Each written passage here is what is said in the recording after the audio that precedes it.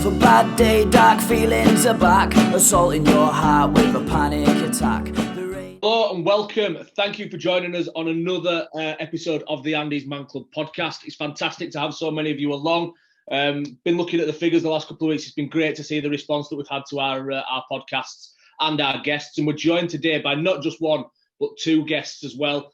I'm joined by a guest that I'm really familiar with. I'm joined by Lucas from the ANDYSMANCLUB office, who looks after all of our marketing. Hello, Lucas. How are you? I'm good, Andy. I'm good, Ash. Good to see you both. And good to get involved with the podcast today. Really looking forward to it. Brilliant. And Ash, there you heard, is the name of our second guest. As we normally do in ANDYSMANCLUB, those of you that have attended a session will know that the first question is always a name and a positive reason for attending. But what we're going to do is we're going to put our guests straight on the spot today. And we're going to ask them to introduce themselves and talk a little bit about themselves for a little while as well. So, ladies and gentlemen, Ash, how are you? Thank you, mate. Good introduction. At the surname, I thought I'd let you go with it because I get tongue-tied saying my own surname and it's really not complicated. So I'll let you go in with it, mate. Definitely. Hey, listen, you're not the first person to get that wrong. I've got it wrong myself a few times. Boys, it's lovely to join you. My name is Ash Palmisciano. Sounds a little bit like the cheese, doesn't it? Parmesan, but it's Italian. I'm an actor. I'm currently in Emmerdale, and I've been there for about 3 years now, which is amazing because originally it was a 3-month contract. They weren't sure how the character was going to go down because it's quite an unusual part. I'm playing the first ever transgender character in the soap, which is it's been a big one to take on. That one has, but it's turned into 3 years, so I'm counting my lucky stars and just enjoying every minute. And I've learned a lot on the job because it's my first ever sort of TV screen long-standing role. I've done bits and stuff in the past, but I was sort of mainly doing theatre and doing all the rubbish acting jobs, like being because I'm a short, cheeky chappy, being like an elf at Christmas and all that sort of stuff, and getting kicked in the shins by kids. And my parents were sort of saying to me and my family and friends, mate, you've tried this for a long time now, and nothing's really happening. Do you think you ought to be getting like a proper job? And I was all about ready to throw in the towel, and then through sort of luck and sort of opportunity, I managed to help Emmerdale out with some research, and they said, would you like to audition for it?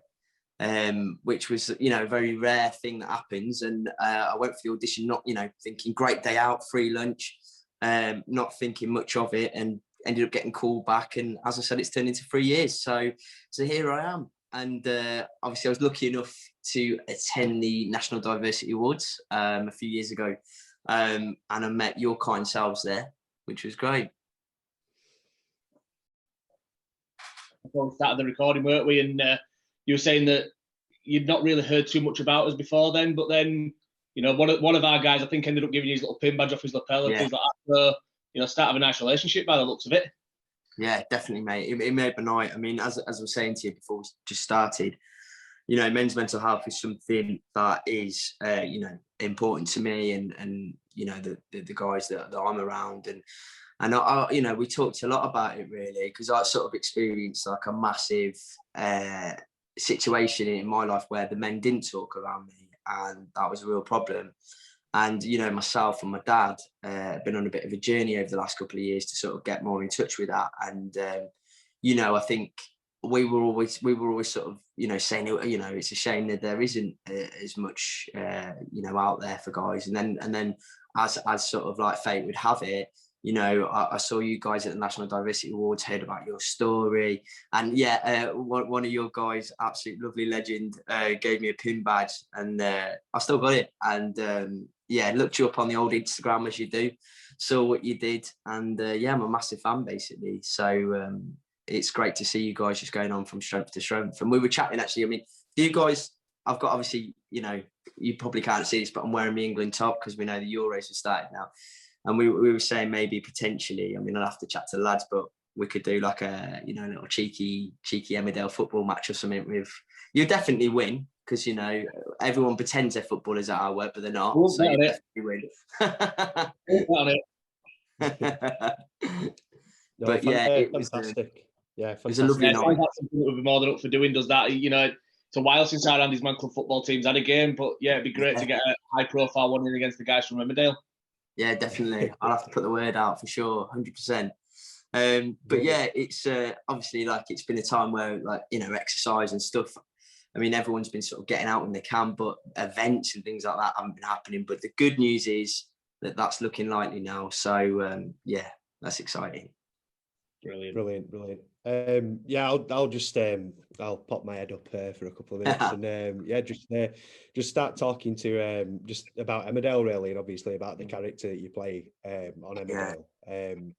I have to say, I was surprised to hear that you don't have a Yorkshire accent when when we started talking. To be fair, because you can pull off a really good Yorkshire accent. You can sound just like myself and Andrew. Really good. It's man. Yeah, so Matty Barton's obviously the character. You know, from a family that were, you know, it's quite well established on the soap, that had, you know, been on the soap for probably 10, 15 years, I think, before obviously your role came along. And yeah, I just wanted to ask really, you know, like how much of Matty's storyline as a character, how much of it's been influenced by your own experiences? Yeah, definitely. I mean, you know, I don't mind saying, a couple of years ago, I probably would have felt, you know, a bit worried about saying this, but I always describe myself as an actor first, you know, but I also happen to be a trans guy. And I sort of describe it as I'm a regular lad, I just took the scenic route to get here sort of thing. And I'd gone through all that in my own personal life. And with sorting that out, I was able to sort of have the headspace to really pursue that what I wanted to do in my life, which was get back into acting and all that sort of stuff. And I was always a bit scared to take on a part like this because I thought, you know, it's got a stigma around it. You know, playing a part that's similar to your own life can sometimes be very taxing on your mental health, you know, because there's crossovers and things like that. And this part came up and, you know, it sort of came down to the fact that, like, it's a bit cliche really, but I wanted to sort of see someone that I wish that I'd have seen when I was younger, on mainstream TV, just a normal guy, you know, that happens to be trans, and it's just sort of like a small fact about him. So I took that part on, and I was really lucky in my life. I mean, my dad's a typical Midlands bloke, you know, supports Aston Villa. Unfortunately, he's an electrician, Sparky, and doesn't talk about emotions, you know, men are this and women are that, you know. And so for me to sort of, you know, go through all that with him was like a massive thing. And as I sort of said, you know, it's a slow process, but my family were luckily very supportive and sort of widened my dad's understanding of the world a little bit and his emotions really and stuff like that. And this part came up, I took it on, and I thought I'm going to try and make this as appealable to a mainstream audience as possible. So I've had to work quite hard with the script writers and the producers to try and write a character that isn't just trans. Lots of other stuff's going on as well, you know. He's just started a relationship, which is lovely, with a girl in the soap called Amy. And it's just nice to show a positive story in someone that's been through some trauma, but they've turned it around. And, oh, hang on a second. Sorry, I've just had me camera jump off. Had a bit of trauma, turned it around into something really positive and can have a life. So I have sort of pulled from bits myself, although he is different to me. He has got a slightly different story. And I think that's important to maintain because we've got a shared experience. I try and keep it very separate from my life because otherwise it all gets a bit sort of like, I feel like, you know, it's a bit too close. So I'll sort of chip in bits of advice here and there, and I'll sort of pull on own emotions. But I was sort of, I'm long into my personal transition now. That was years ago. And I was sort of just living as Ash, as just a regular guy. So for me to step back in to that headspace from, like, you know, 7-8 years ago in my life, and then also to people on the street to sort of think of me as Matty, you know, that's been tough. But ultimately the positivity that I've received and the young lads that might be going through it, or even families that are going through it, dads even, that, you know, their kids are turning around and they're saying to them, you know, they're not comfortable in themselves. It's like, you know, it's sort of made it more accessible for them to sort of talk to someone about. So yeah, using my own experience has been great. But as I said, I still try and keep a bit of a distance there, you know. I make sure that it's a little bit different. Yeah, no, fantastic. Obviously, as well, you've been part of a storyline recently, like over the last couple of years, which is focused quite heavily on toxic masculinity, which I think, you know, we've touched upon a couple of times so far. And obviously, Andy's Man Club, we touch upon it on a daily basis. You know, no matter who we speak to, or, you know, even if we're sort of thinking to ourselves, we've all been affected by toxic masculinity. and it's, you know, a massive contributor to the reason why men's mental health is in the state that it is. You know, just how much of an impact really do you think that toxic masculinity has had on, you know, on your life in general? Oh, mate. I mean, this is why I've been so excited to talk to you boys today, because, you know, I can relate to this massively. And it's only through my sort of unusual life, if you like, that I've had a bit of a different experience. But I went through like in my 20s what most lads go through at like 13, 14, 15. And all of a sudden, yeah, I transitioned, I've done all that. But then I just landed in the male arena and had to find what sort of man I was. And I did all the things that we do as teenage lads, you know, to try and fit in. You know, I sort of followed suit, if you like. I stopped talking a lot.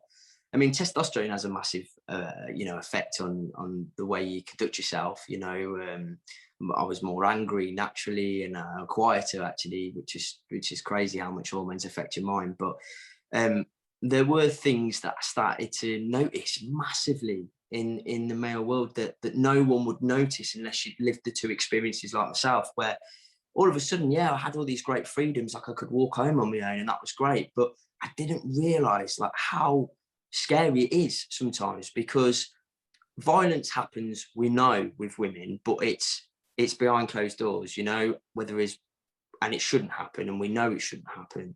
But with men, violence happens every single day, and it's like no one stops it, you know. And I was walking home one night and I'd had a couple of drinks, and I'm like a friendly guy, you know, and I talked to everybody, and there was a couple of lads on a bench having a fag or whatever, and I went up to them and asked them for a lighter, and one of them just said something, and I didn't like his tone or so I said, oh, can I have my, I'd lent them some tobacco, you see. I said, can I have that back then? And the next minute, you know, like I've been beaten up by the two of them, and I'm on the floor, and like what shocked me was there was people walking past, you know, and nobody stopped it. And then that sort of made me realise, like, this is what's going to happen now to me when I'm out and about. So I've got to, you know, not be that loud, cheeky, chappy personality, not show any sort of difference, follow suit. And, you know, even my dad said to me, and as I said, he's been on a bit of a journey. He said, you know, you don't want to stand out, mate, you know, start wearing dark colours, you know, because you want to fit in. And he's grown up in the 70s, you know, so he was like a product of that, you know, even worse.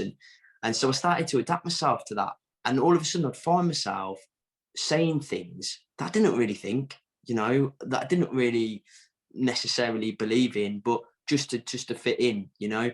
And because there's a beautiful thing about male culture where you can say what you want with your lad mates, and there's a comfortableness with each other, and you can have a laugh and you can have a joke, but there is a line where it steps over, and that was something that I really noticed really quickly.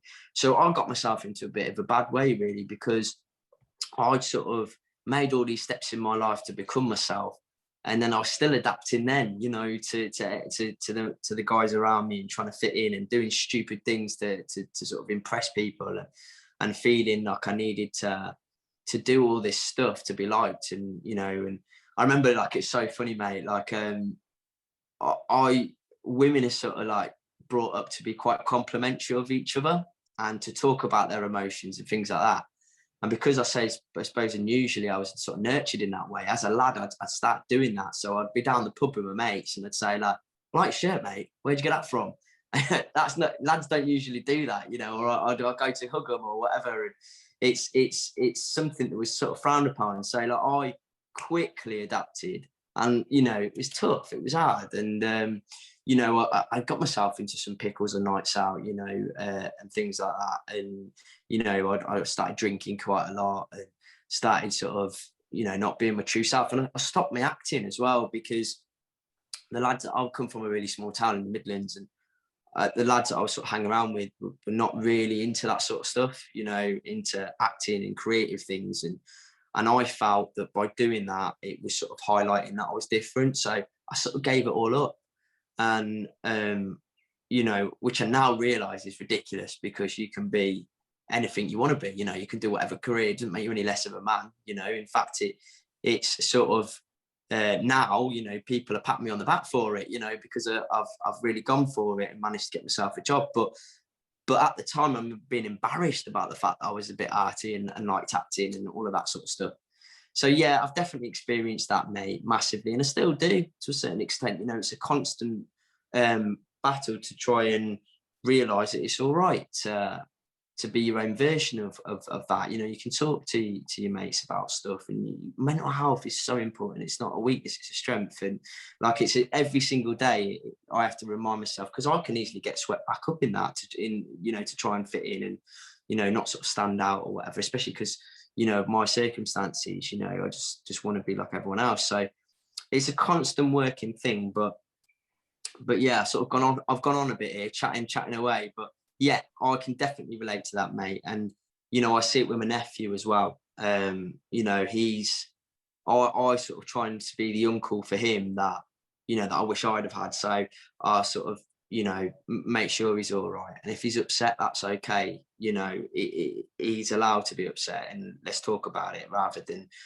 man up sort of thing, you know, which happened in the 90s with my generation. So yeah, I think I'm trying to sort of offer something else into the world now. But it's been a process to get to that point, you know. You know, I really relate to that as well that you're saying there, Ash. You know, I think the time and the, you know, I grew up through the 90s as well, and that whole sort of man up culture, like you said there, it's socially acceptable, isn't it? I say this quite a lot with the talks that I do for Andy's Man Club, but it's socially acceptable for men to show anger, but not really any other emotion. Yeah. And that's massively something that Andy's Man Club, you know, channel that anger, go do something positive with it. And then if you're in a situation where you're crying, don't suppress that, and all those different types of things. Yeah. You know, that's brilliant to do. Really great to hear as well that you're trying to be that man as well for your nephew.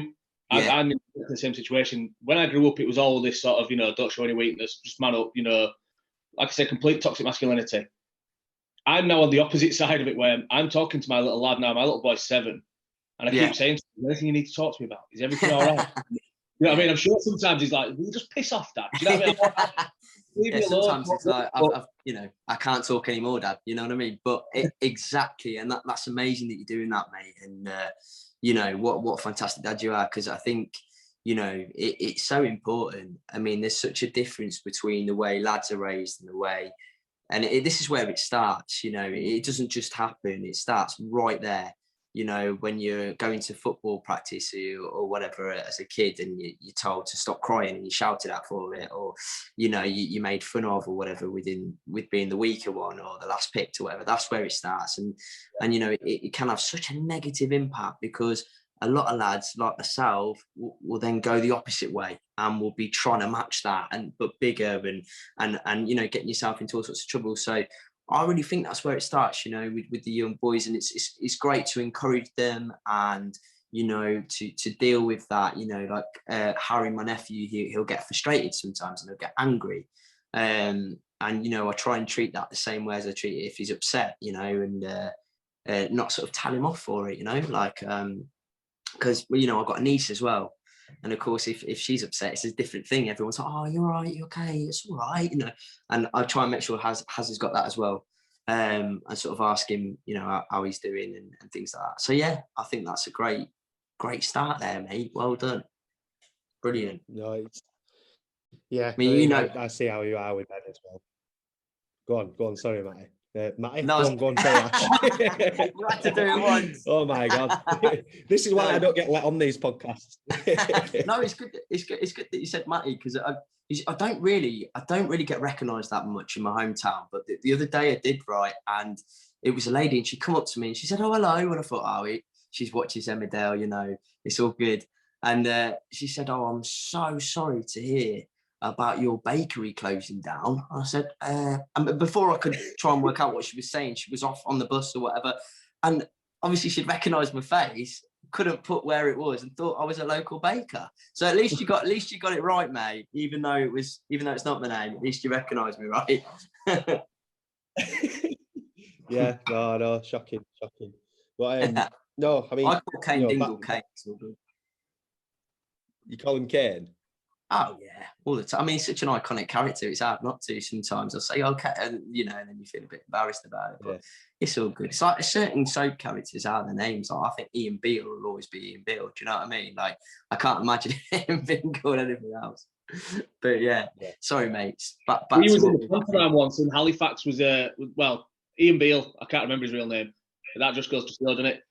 He was once in the pantomime in Halifax, like mid-90s, and he walked into the toy shop that my brother used to work in down at the bottom, and I was in there watching it. We just all stood there and went, "It's Ian Beale." Ian Beale. Yeah, madness. Was he all right? Did he say hello? Yeah, he seemed sound. I was only about 6 or 7, so I can't really remember. I can't remember. Yeah, it's part of the job, isn't it? You know. Great. It is. But yeah, no, I'll jump in there and I'll give you Ian Beale's real name as well. It's Adam Woodyard. That's right. For anyone who's interested. Yeah, Adam Woodyard. Yeah, because there was that famous. I do know that, Lucas, because there was that famous live episode of EastEnders where his co-actress said his real name. Did you watch that? She said Adam, and then you just saw in her eyes the glimmer of panic, and then it cut to something else. So we always. Is that the one with Archie Mitchell in? Is it that episode? Testing soap knowledge now. Hey, you know the soaps now. That's it. Yeah. There we go. So that leads on though nicely, talking about other soap stars, to a question that I know the girls in the office here at Andy's Man Club have been desperate for me to ask. Both very, very big Emmerdale fans. I'll give them a quick shout out, Joe and Sabrina.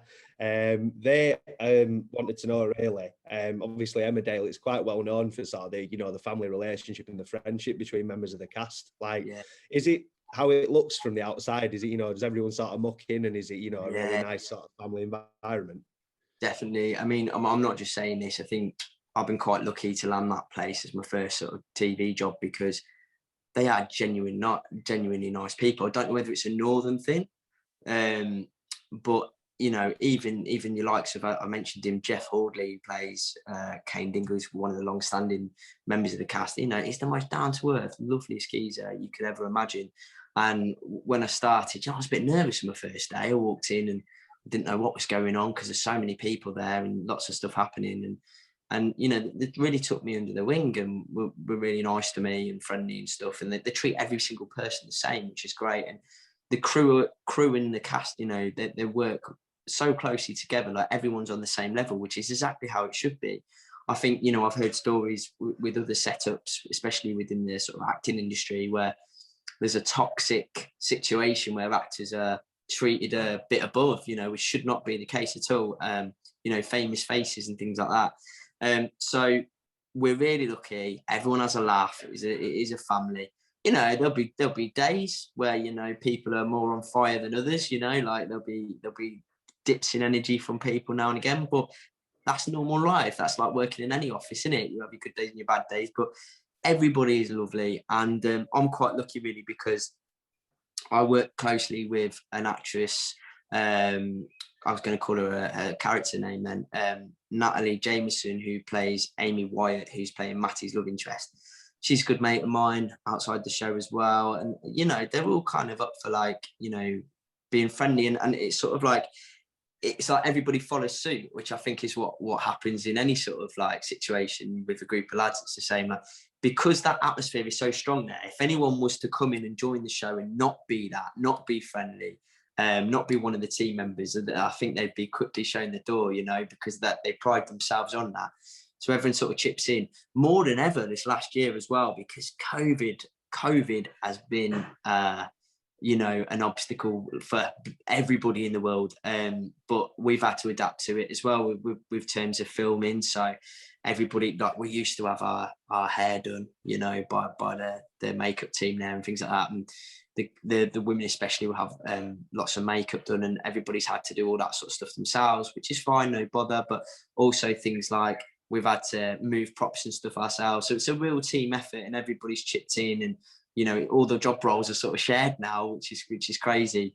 And of course we've had to do the 2 meter distance thing. So it'll be weird. I can't imagine it going back to how it was before now, because we've been so used to doing it the way we're doing it. It does sort of feel like we're a bit of, so one of the girls was joking the other day, They said it sort of feels like we're putting on just like an Edinburgh Fringe show every week, you know, because everyone brings their own stuff and sorts out their own props and sets up their own little bit. And so it's been really interesting. But yeah, you can tell the girls, they are as nice as they seem. They honestly are. And I sometimes feel sorry for some of the guys that play the more nastier characters in the soap, because they're genuinely lovely blokes. And it's like, you know, when they get shouted at in the supermarket and things like that, or told that they're horrible all the time. But they're a nice bunch of people. I feel very lucky. Yeah, fantastic. One more question from me then, before we get into the meat of the podcast and we, you know, go into the Andy's Man Club style questions. I had a cheeky look on your IMDb profile. Yeah, I did. And I saw that you did a bit of work with an actor called Stephen Graham. He's, you know, really, really well known here in This Is England. I think you're in Wee Man. He's just been in that time that's just been on. Yeah. What was it like working with Stephen Graham? Wow. I mean, okay, so like a few years back, I was watching This Is England on TV. It was like sat in my mum's conservatory. I'd put it on, and it was at a time I wasn't doing too well in my life, and I saw him in This Is England, and he was playing that character. Obviously, it wasn't a nice character, but his performance was so incredible. Like, I remember watching it and being like, I love it. Look, I want to do that. I want to do what he's doing. And, you know, through this weird sort of journey that I'm on now, and I'm doing Emmerdale, I got invited to do, it was like a short little film, which it was put on hold because of COVID and stuff. It's now being released into the like film circuits, but they said, can you do this thing? And I was on holiday, right? I was in Tenerife on holiday, and they said, I said, I can, but it will be tight. I'll have to get off the airport and I'll have to get in a cab and come straight to you. And I was thinking, maybe I'll leave it, you know, because it was like a sort of a student film type of thing. And they said, I think you're going to want to, because Stephen Graham's in it. So I was like, oh my God, you know, he's a bit of an idol of mine, you know. So I like jumped in this cab, got off the airport, jumped in this cab, got there, and I met him, and he's like, what I liked about him is he's got a real presence about him. He's quite small in stature, and I always thought he was going to be like this big guy, you know, but he was quite small, and he's a Scouser, obviously, and he's proper professional, you know, like he knew exactly how he wanted to do everything. And it came to our scene, and he was like, you know, I was going to do a Stephen Graham impression, but I better not, just in case I offend some Scousers out there. But he said, let's forget the script. Let's just ad-lib it. Let's just go with it. Let's make it up. And I was thinking, oh my God, like, this is mad. Like, this is exactly what I wanted to do. And it was bloody terrifying, because I had to answer the door, and he had to sort of scare me.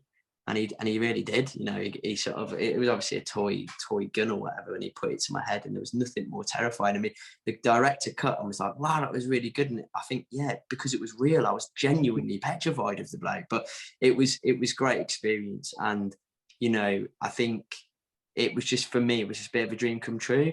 And he'd only done it because it was like the director knew his kids, or was working with his kids on something, and so they sort of called in a bit of a favour. So it was really lucky to work with him and to meet him. And, you know, who knows, maybe our paths will cross again. I don't know. I think he's on to Hollywood now, isn't he? But it was just, yeah, it was a real moment for me, and a bit of a pinch yourself kind of thing. But yeah, it was good. It was good to observe and learn, you know. Fantastic, unreal. Yeah, that I mean, Stephen Graham's somebody that I remember. One of my favourite films of all time is Snatch. And like you say, yeah. I think we talked earlier about your accent and the fact that you've not got a Yorkshire accent.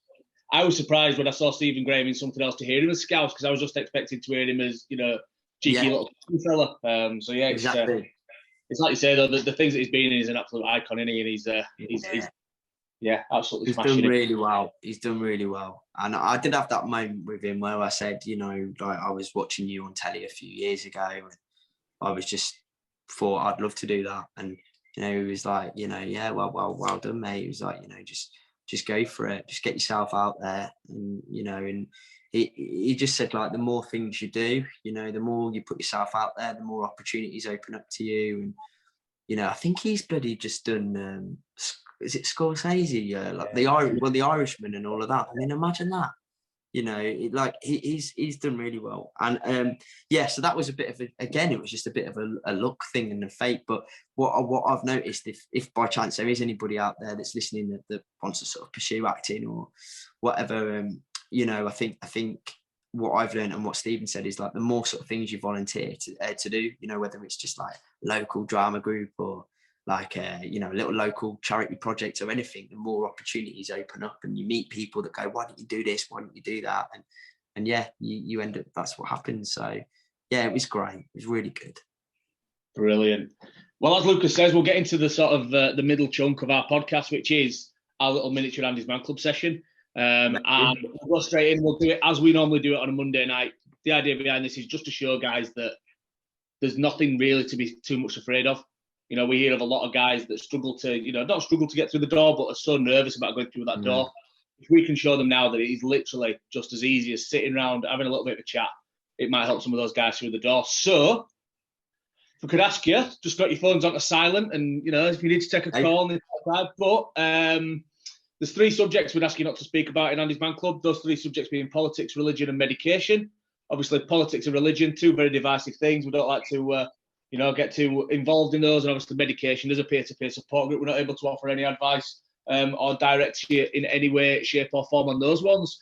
So we'll get straight in and we'll go with how's your week been? My week this week has been positive. I'm getting, I know that obviously we've had the unfortunate news that it's now looking like another month before the actual end of lockdown.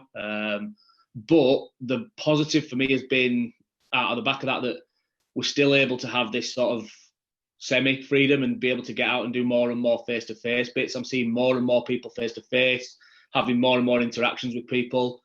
Don't get me wrong, online and using this sort of platform is amazing for what we're using it for, and it's brought the world closer together. But with the sort of work that I do to get out there and actually see people's reactions and to, gauge a little bit of how people are feeling about different things has been absolutely amazing, and I've really, really enjoyed that. On a personal level, sat and watched the football with my little boy the other day. He's actually managing to watch more football than I am at the moment because he's managing to get in the 5 p.m. game and half of the 8 o'clock game, whereas I'm probably only getting half of the 8 o'clock game. So, yeah, that's massively positive. Managed to get him an England kit at the weekend as well. I'd sort of said that I wasn't going to get him an England kit. I don't know if I'm allowed to say this on the Andy's Man Club podcast, but I went through one of those little sort of hooky little websites that you can manage to get a shirt similar to the one you're wearing there for about 12 quid. And I tried, and I've got one of those shirts very much for the reason that it's in the World in Motion video on my way to me, but I'm told that it's not going to arrive with me till the middle of September. So I buckled and went out and bought him an England shirt. And the only thing that's been a nightmare after this week is that I think he's had it now 6 days and I've washed it 6 times. I'm sick to death of washing it because he just won't take it off his back. So every night when he goes to bed, it's like, right, in there, strip you off, wash your kit, and then take him into the shower and stuff like that. But yeah, good. Really positive week. Lucas, we'll come on to yourself, mate. How's your week been? It's been pretty good. Yeah. On a work level, it's been a really, really good week, I think, for Andy's Man Club. And obviously, for the stuff that I'm doing, and that really, really feeds into the rest of my week. We had a new club open. We had club number 51 open on Monday night. And then, we've had loads of sort of interest from some really interesting projects. Talked to some fantastic people this week as well. That always helps. I'm going to talk football as well. I have the dubious honour of being able to choose which international team I support. My dad was Scottish, I'm English. And I was born, so I can really choose. I can pick and choose who I support. So, in one vein, England have won, and Calvin Phillips, Leeds United's midfield maestro, had an absolutely fantastic game. So, we're happy about that. Scotland got beaten 2-0 by a bit of a strange goal. So that, brought me down a little bit, but Holland beat the Ukraine as well. So 2 out of 3 ain't bad, as Meatloaf once said. So yeah, it's been an all right week. It's been, I know, quoting Meatloaf, shocking. But yeah, no, it's been an all right week. Yeah, hopefully Scotland beat England on Friday, and that'll really cap off the week for me and make me really happy. Yeah, he's not going to be popular in the office for long, is he? Let's be quite honest. So yeah, it was good that you managed to list those teams again there, Lucas, as well, because that was just the moment that you cut off as well. We couldn't hear what you were saying. So, you know, those 3 teams again: England, Scotland, and Holland. Yeah, love them all. Just make a choice. Just decide. Pick one. Pick one. I'll make a decision. Who you support? The group stages. Lucas, who are you supporting on Friday? Scotland. It's Scotland and England, isn't it? Yeah. Scotland. Yeah. Scotland. Oh. Yeah. Got to go for the underdog, mate. Got to go for the underdog. Well, yeah, I like that. But if England win, is there part of you that would be slightly happy as well? It's a really, really weird. It's a win-win situation, Lucas, isn't it? It's so strange. I was trying to explain it. I coach a football team, and I was trying to explain it to the lads yesterday. It's really, really strange because, you know, say if England play Scotland, if Scotland score, it's a bittersweet feeling, and it's the same if England score. It's a really bittersweet feeling. Completely torn by it. But yeah, if Scotland were better, if they were a better side, I'm a bit of a glory hunter, you know, being a Leeds United. I'd jump ship. Well, yeah. Well, Strange. we'll come on to yourself, mate. How's your week been? Yeah, I was going to say I've had a pretty positive week as well. I went back to my hometown at the weekend, just gone. Saw all my family, which was lovely. And it was my brother-in-law's birthday, so my sister had hired a hot tub for the garden. It was a little bit hot in the day, I'm not going to lie, but it was nice in the evening. But we watched the football all together, and it was good. It was really nice to sort of have a bit of time with my niece and nephew as well. And then drove back up to Leeds this week, ready for work tomorrow, and I'm really looking forward to the weekend as well. Got some more football, haven't we, and stuff happening. And I've actually got a couple of weeks off coming up as well. So, yeah, all in all, it's been a positive week. Brilliant. Positivity, as we know as well, breeds positivity. So great to hear that we've all had a relatively positive week there, apart from Lucas and his Scotland result. So we'll just drop that one in there again for you, pal. It's going to be fun in our office as well over the next couple of days as well, because obviously we've got quite a strong presence of clubs within Scotland as well. So I'm guessing tomorrow the banter on the phones is going to ramp up a little bit, and it's going to become quite an atmosphere in the next couple of days. So yeah, I'm looking forward to that. Question number two is always, what's been one positive from your week? Positive from my week would be it's something and nothing, but it came off a sort of suppose a negative in sort of some ways. In the hay fever for the last couple of days has been absolutely kicking my ass. And, you know, Lucas will agree that when I've walked into the office last 2 days, it's looked like I've been crying my eyes out just because my eyes are bright red. I've been sneezing fits. I've had, you know, absolute nightmare. And I got back in this morning from walking the dog. And that's when it starts. Obviously, I go out and walk the dog. We live in a semi-rural area, so I really have no choice because she needs a walk. It's part of my morning routine anyway. So it's part of, you know, what I think sets up my day to begin with. And then I come home sneezing like a bastard. And I was stood at the door and I couldn't even get the dog's lead off. And I was just sneezing and sneezing and sneezing and sneezing. And my lad just looked up to me and went, "You all right, Dad?" I went, "Yeah, I'm all right, pal." He just went, "All right, love you," and toddled off on his way. Something and nothing. But both me and the missus just looked at it and just went, "Oh." But again, I think it goes back to what we were saying a little bit ago as well about that, you know, he feels comfortable to show that emotion and that, you know, he's not embarrassed at all to say, "Love you, Dad," and stuff like that. So long may that continue. So something and nothing there, but yeah, massive positive for my week. Luke, what about you? Other than working with me, what's been the positive of your week? That's been the positive of my last 6 months working with you, pal. Not just the positive of my week. No, the positive of my week this week. My granddad he's like my dad to me. He's been that father figure in my life. Absolutely fantastic man. Got all the time in the world for him. And you know, I'd even count him as one of my best mates. And last Friday, after work, we decided to have a little dabble at Crown Green Bowls. He is, I think he's 70 now, which you'll absolutely hate me saying. And I can remember him saying 5 years ago in a very, very gruff Yorkshire accent, "You're never, ever going to find me playing balls. I'll never play balls. If I do, you'll have to shoot me." Right. So he said that. And now, yeah, he's playing balls, which is quite a strange one. I should say there's context to it. He's got a bit of a dodgy knee, and so do I at the minute. I had a knee injury a few months ago, and we've sort of just been looking, for something to do together, sporting-wise, that we can both do with sort of minimal impact, to his health. And we decided to have a go at the balls. Really, really enjoyed it. Had a good chat. I got my ass kicked by him. But I think the thing is, when you get to a certain age, I think you're just automatically good at crown green bowling, to be honest. So I think he's got that on his side. So really, really nice to just spend some time with my granddad. Hopefully we're playing again tomorrow. So hopefully I get my revenge and hopefully I beat him. You didn't say that to us, that he actually beat you. You've only just let that out. Yeah, he did, unfortunately. But it's my pride is 100% dented. But we're all friends here, so it's all good. Brilliant. Cheers, Lucas. Ash, what about yourself?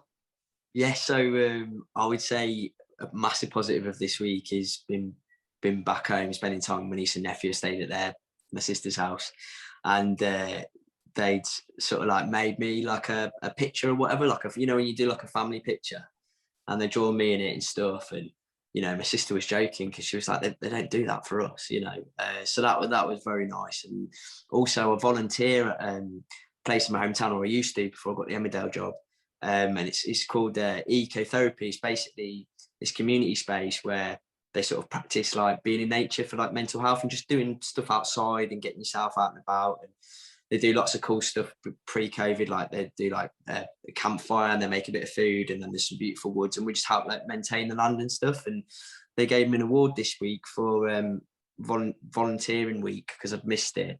So I got presented with that. So it was just a really lovely thing to be back there. And it's one of those places like where you can go away for ages, but you still feel like home when you go and see everyone down there. So that was lovely. Oh, and I went paddleboarding as well.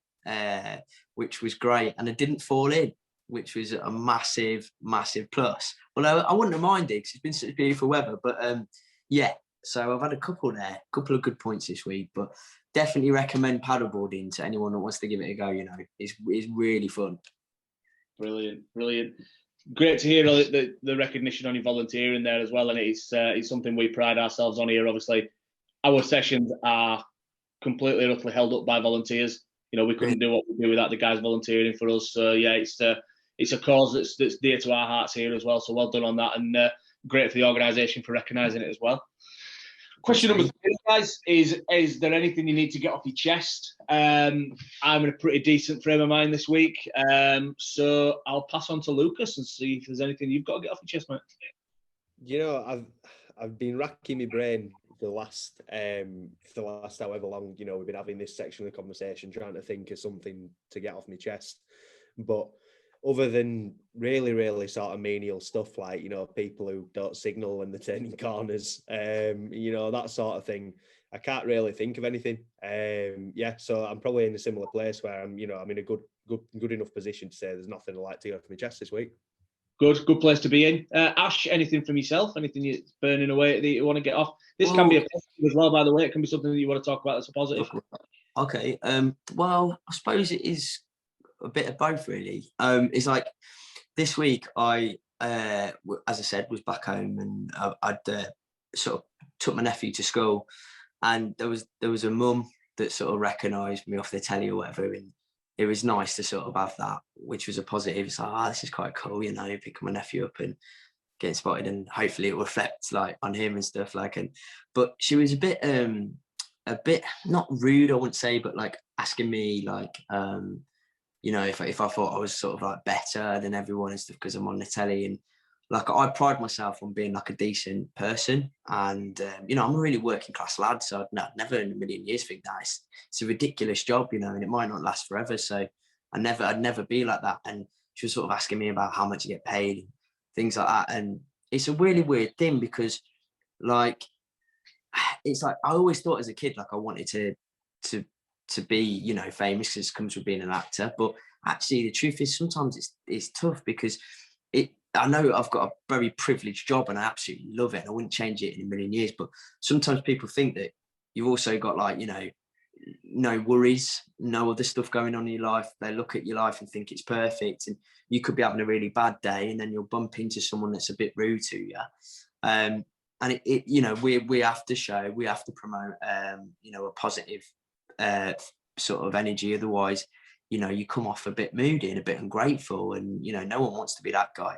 So yeah, the only thing that's sort of been getting on top of me lately is sort of dealing with that when you do get that negative interaction, like, how do you deal with it? And, like, is it all right to set a boundary and say, well, you know, it's none of your business, I'm not going to talk about that today, or, you know, thanks for your feedback or whatever. Like, it's how to balance that. It's sort of the same with, like, if you receive, like, negativity online. Like, I mean, I never entertain negativity online, I always ignore it, but it's just about a reminder that it's all right for me to set boundaries. Like, I can say to people, like, oh, you know, I'm not going to tell you that, it's a bit private or whatever. But yeah, that's about it. I mean, everything on a whole is brilliant, but that was just something that popped up this week that I thought, it's a difficult one to handle, that when someone's a bit rude to you or a bit too, ask you too many personal questions. Like, how do you deal with that without coming across as an arsehole, you know? So yeah, I'm still figuring that out, I think.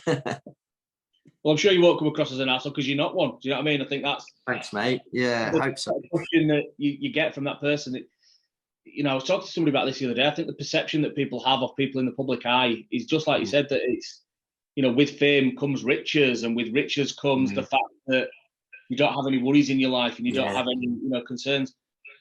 Even if that was the case, I'm not, you know, I'm sure that, you know, you are still a down-to-earth guy and everything like that, but it doesn't necessarily follow that because you're working on a TV show that your life is set for the rest of your life, and that you've got no... Exactly. And even if it was, you know, we know that mental health issues, for example, and, you know, all these different things, they don't discriminate. Because you've got a full bank balance or something like that, doesn't mean that you're not struggling with another aspect of your life. And, you know, it goes back to the whole thing about be kind, doesn't it? And that's it. Like, I mean, if I was maybe like a multi-millionaire, maybe I would sort of like wouldn't really mind, but that is not the case at all. And I think it's like, yeah, you're right that some people think just because you got a job or something that's in the public, like that everything's all right in your world. So yeah, it's really interesting. It's a really I mean, I've done it in the past, you know, like even I've been guilty of it. You know, you look at people and think, oh, what have they got to worry about and complain about, you know?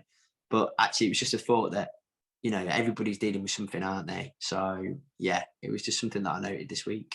It's people's perceptions as well, I think, because they'll see you they'll either see you on the show, or they'll see press interviews with you, or, you know, little gambits on magazines or things like that, where you are being an outgoing version of yourself. And you're not going to go on that TV show and, you know, not be cheerful and answer the questions. Like that. So they'll just assume that, oh, he's a happy guy and, you know, he's got no issues and all the rest of it. So yeah.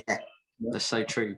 And that goes to a lot of characters that I know as well as myself, is that because you're always happy and you're always bubbly and you've got loads of energy and you know, people think you're all right. But sometimes, as we know, and as you know, with what you do, that's sometimes, you know, it's not always the case. So you got to be careful, haven't you, what you say to those people and stuff, you know. Definitely. Right, for those of you that are aware, question 4 and 5 every single week in Andy's Man Club change. They become a little bit different. Some weeks they're about target setting. Sometimes they're about, you know, looking at positives in life. This week's question 4 is, when was the last time you remember to avoid a bad habit, and how did you do it? Now, a few months ago now, I started a course of counselling, and one of the things that that we discussed through the sessions was that something that I do an awful lot of is overthink. And when I overthink situations, I create circumstances that aren't real. You know, you sort of, you know, rehearse answers in your head of, you know, what if somebody says this to me? It's like, oh, well, I'll say this to them. And you can find yourself being really pissed off with somebody for no apparent reason. They've not done anything wrong. This is, you know, something that I've been through with it. They've not done anything wrong, but you're sort of sitting there thinking to yourself, well, they really wound me up bad. They didn't actually say it. You know, that's a scenario that I've created in my own head through overthinking. And I'm getting an awful lot better at the moment of catching myself in the habit of overthinking.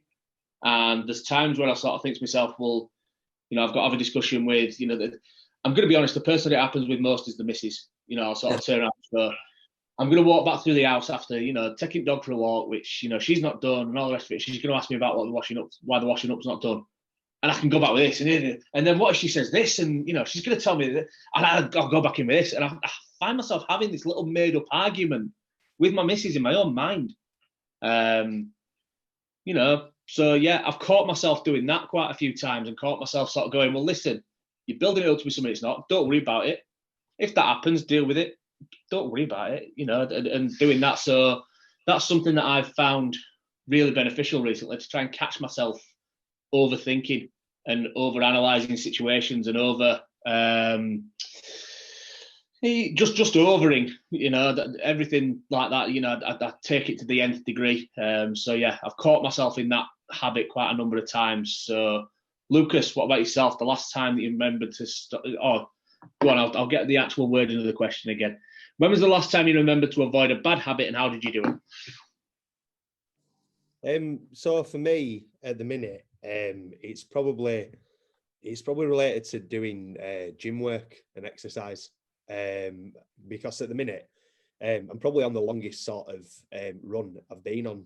We're going to the gym and doing exercise since I'm probably about 14, 15. When I were 14, 15, I lost quite a lot of weight, lost 4 or 5 stone, because I'm quite a big kid. And I got into a stage where I probably, were bordering on eating in a harmful way, exercising in a harmful way, where I was doing 700 calories a day, doing very little. I was playing 5-a-side football every night, or playing squash every night.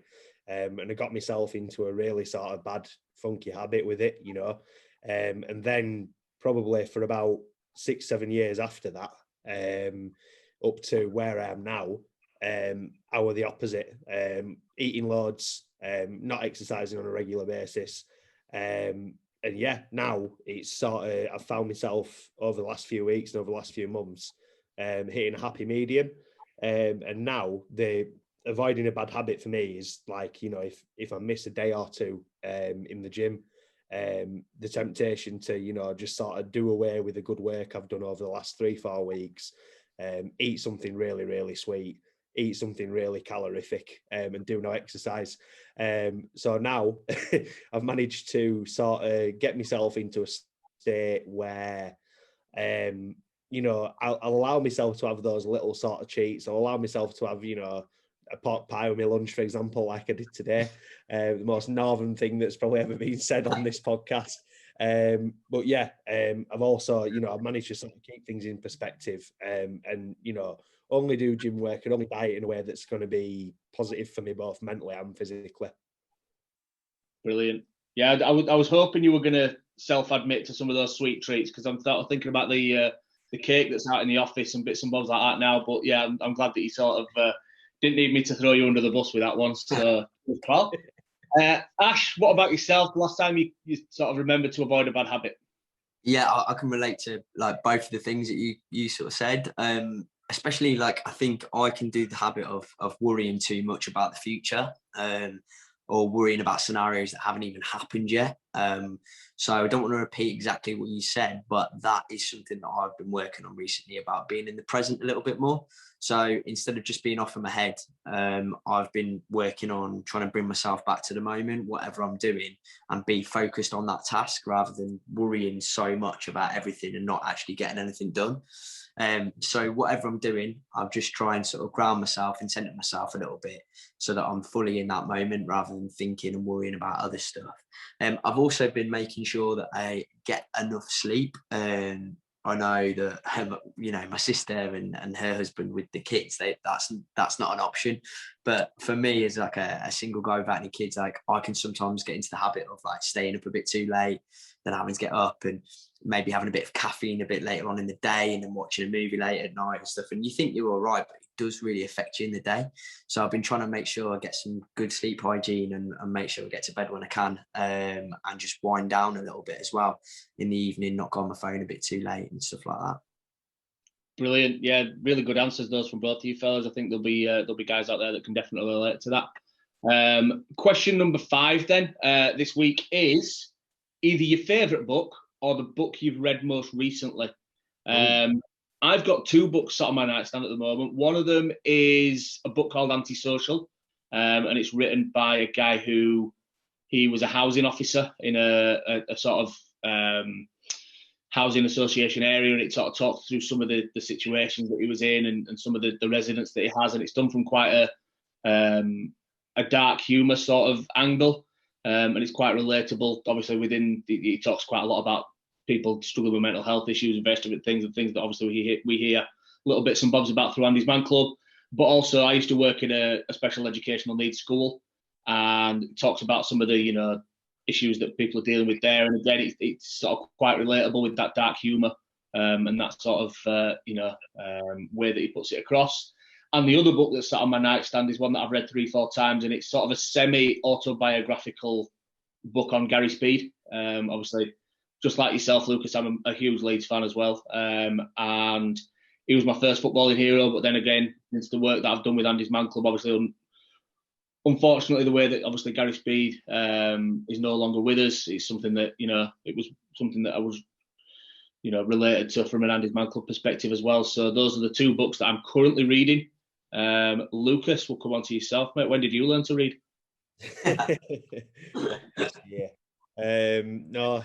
So my favourite book, I'm going to give a bit of a strange answer for this. I haven't read a book in a little while, to be fair. The last one I read were one that Luke lent me. Actually, Luke Ambler, who's founder of the charity, which was by Gary Vaynerchuk, who's quite a famous sort of marketer, and it was called Crushing It. That was fantastic. My favourite book is a book called The Ragged Trousered Philanthropists, which is quite a mouthful. And it's about a group of painters decorating an house in the 1910s, just before World War One. And it sort of goes through sort of like the social issues, what they're talking about between each other, how they're living, how they're working, and the struggle between them and the boss, basically, in the situation that they're in.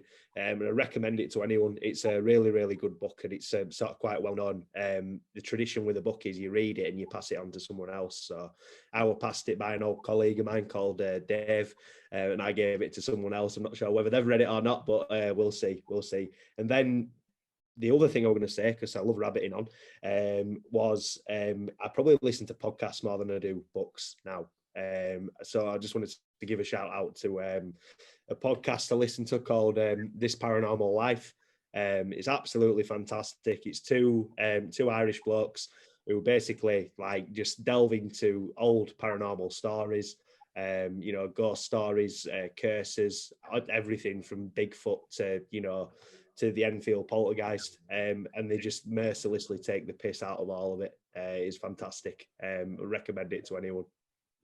Brilliant. Cheers, Lucas. Ash, either a book you're currently reading or your favourite book, mate, please. I thought you were going to say a book you're colouring in at the moment, which is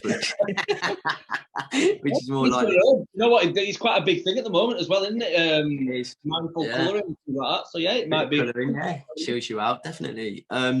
So a book that I read, the last one was the autobiography of Michael Caine, and it was one of those ones that I took it on holiday. And I wasn't sure, like my family had recommended it. I started reading it, and it was brilliant because he just gives you all his acting tips basically in it, and how he sort of came from nothing. And he says this amazing story where he just started to make it, and his mum, he invited his mum to his first movie premiere, and she was too embarrassed to go because she didn't feel good enough. She felt like really sort of working class, and she'd embarrass him basically, which is so sad that his mum thought that. So he went off without her, and he was standing on the red carpet, and there was all the cameras like photographing him, and he just looked over to the back, and he could see like in the distance his mum she'd gone to watch from afar. And it was just really touching, and there's just so many great stories in there, and so many good tips if you are getting into acting, and how to do Michael Caine basically. But that was great. But yeah, like Lucas, I listen to a lot of podcasts, so I definitely check that the Paranormal Life out. That sounds great, mate. So cheers for that. I've been listening to a lot of Jay Shetty podcasts, and he's like, I don't want to say he's like a motivational coach because that sounds a bit rubbish. But he does some really good, interesting stuff about how to. He used to be a monk, basically. He was a monk. He lived as a monk, and he's sort of saying all the secrets that he learned within that into his sort of like corporate life now, and he's got some really wicked episodes where he talks about setting boundaries with people and how to deal with life and work balance and stuff like that. It's brilliant. So yeah, definitely check out Jay Shetty as well. Love it. That brings us to an end of the Andy's Man Club section. So that is exactly as we would do in Andy's Man Club on a Monday night. Those are actually the questions that we used a few weeks ago. I'm sure the guys that attend, that listen to the podcast, will agree and say that was a weekly session that we had. As I said at the beginning, guys, that's the reason that we put this into the podcast, to show guys that it is truly okay to talk. But on top of that, that it's nothing to be afraid of, and get in that room, talk as much or as little as you feel comfortable to do so. So hopefully, and from the things that we've discussed there, I'm sure that there'll be loads of little bits that guys can take from that as well. So thanks for that, fellas. We'll move on to the last little section then, Ash, and this is where we're going to put you on the spot, mate. And we're going to finish off with our 3, 2, 1. We always finish off with the 3, 2, 1, and that is 3 things that you do to promote positive mental health. 2 pieces of advice that you've got to pass on to anybody, and that can be about anything at all. And 1 thing that made you smile or laugh recently. So with our number 3 ways that you promote positive mental health, Ash, please. Okay, so 3 ways. For me, it's about connecting. And, Andy's Man Club certainly does that. But for me, it's about connecting with the right people. You can be in a room full of people at a pub, and you can sometimes feel lonely if you're not understood within that environment, or you've not got that connection with somebody. So it's about finding that space in your life where you really feel like you can be yourself. For me personally, it's the ecotherapy group that I volunteer at and help at. There are a bunch of people where I just feel really relaxed around. So I make sure that I check in with them when I can. So like what I would say is, for me, it's about making sure you have those connections in your life, and, make sure, if it's been a while since you spoke to that person, make sure you check in with them and, have those genuine conversations, make sure you've got that space in your life. And then the other one that's massive for me is nature. So going out for a walk, getting outside, going to some woods, having a walk around, getting the headphones in, even if, it's nice to do with friends, obviously, it's lovely. But even if it's just on your own, just clear your head, go for a nice little walk. That's something that I have to do. Otherwise, I'll notice a decline if I've been inside too much and at the laptop or whatever. So get yourself out in a bit of nature. Also, a massive thing for me is like trying something new. When you can, sort of getting out your comfort zone a little bit, sort of gives you a bit of a tilt sometimes in energy, which is what we all need. And I tried paddleboarding recently, and it was just so much fun. It was so relaxing. It was really nice. And I was just buzzing afterwards. I felt so happy. So I'd say try something new. And then that was kind of coming off the last one. So another one I would say is, it's really basic for me, and I need to do it more, in that it's just drinking water throughout the day, because I can find myself in the afternoon sometimes at work where I just lose my energy a little bit, and I get a bit sort of agitated, and I'd never do it publicly, but in my head I'll be getting a bit sort of tired and, a bit sort of like annoyed with what we're doing or whatever. But I notice a lot of the time it's because I'm dehydrated. So it's like just simple things like that I do just to keep check. Connect, get out, walk in nature, and keep on top of my sort of what I'm eating and what I'm drinking, and that's it really. Brilliant. I love every single one of those. I can, the hydration one, definitely, it's something that I can relate to. I try as much as I possibly can to keep a bottle of water on my desk at all times.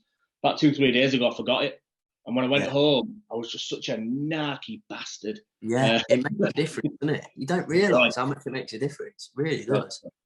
Bring us on to our 2 then. 2 pieces of advice that you'd like to share. These can be about absolutely anything, but 2 pieces of advice that you'd like to share, please, Ash. Okay, so I would say something that I sort of tell a lot of people is that, like, it's really important not to compare yourself to anybody else. I think we all do it, especially with social media, within the work environment I work in, it's easily done. We compare ourselves to people all the time, whether that's just, you know, like my sister will do it with sort of like parenting skills, or like what you're doing on your holiday, or how often you're doing stuff. It's like, just stay on your own track and sort of thing. And, you know, what's right for you might not necessarily be right for someone else, and that's okay. And I was comparing myself to something recently, and I just realized, like, I just had this realization, like, what if it's okay that I do this that way and they do it that way? Like, what if it's okay just to be yourself? We'd be a bit different. You don't have to follow suit. And I think, you know, just check yourself, and basically we're all running our own races, aren't we? And there's nobody else here that can do your job as good as you. So just focus on you. Don't compare yourself. That's a massive, simple tip that I would say just to keep in mind all the time. Catch yourself when you're doing it, and you don't need to be doing that.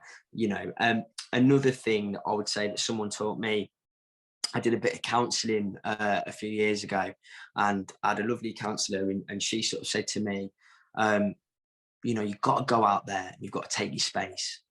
And I never knew what she meant by that. She was like, you've got to be bold, you've got to take your space. And what she was saying is basically like, you're absolutely valid and worth it. You're absolutely valid to be doing what you're doing. You've got a right to say what you want to say, and you're good enough. And I think sometimes, especially when we can lose a bit of self-doubt sometimes, and we can sort of lose our confidence a bit in situations and not feel like we're good enough. And what I would say is we absolutely are. Like, whatever you want to do is achievable, and you've got to go out into the world and take your space and own it, because, like, you know, we live once, you know, and you're completely valid and have the right to be doing what you're doing. And I think, you know, for me as a working class lad that got the job on TV, that was really helpful advice, because I sometimes felt like I wasn't good enough to be there, or these guys are better than me, or I'm a bit of a fraud, like I was quite lucky to get this job. But actually, no, like, it's about like taking your space and being happy within that, and knowing that you're good enough, basically. So they're the two simple things that I would say. Don't compare yourself, take your space. Love those, absolutely love those. And to finish off with a positive, one thing that made you smile or laugh recently, please. One thing that made me smile or laugh, it has to be a smile, has to be definitely England winning their first Euro match, 100%. And I think a thing that's really made me laugh is I did go paddleboarding a few weeks ago, my very first time, and I was getting a bit cocky, you know, when you're showing off a little bit. And I was with a girl that I didn't really know that well, and we were going out together to do it. And I thought, oh yeah, look, I'm pretty good at this. And all of a sudden, I sort of leaned back a little bit and went straight on my back, slid in, tried to play it cool, but the water was so cold that actually, you know, when it catches your breath. And I'd come up and I was going, and I was trying to play it cool in front of her. And yeah, in the end, I just had to laugh it off. And it was hilarious, to be fair. But yeah, that really made me giggle afterwards as well, when I thought about how I tried to play it cool. But yeah, thanks very much, guys. Love it. Absolutely brilliant today, Ash. Thanks so much for such an open and honest last hour that we spent together. I've really enjoyed that, and thanks so much for coming on and joining us. Hey, no problem. I really enjoyed that. Thanks for making it so like comfortable and easy to speak as well, because these things can be a bit off-putting. And I can honestly say I've never done a podcast where I felt so relaxed and open. So thank you so much, guys. I really, really appreciate it. It's our pleasure. It's nice to hear that that's been your overriding feeling from it. So if we can just sign off by telling everybody, guys, that it's okay to talk. Yeah, it's absolutely okay to talk. Thank you so much, guys. Brilliant. Thanks so much. See you soon.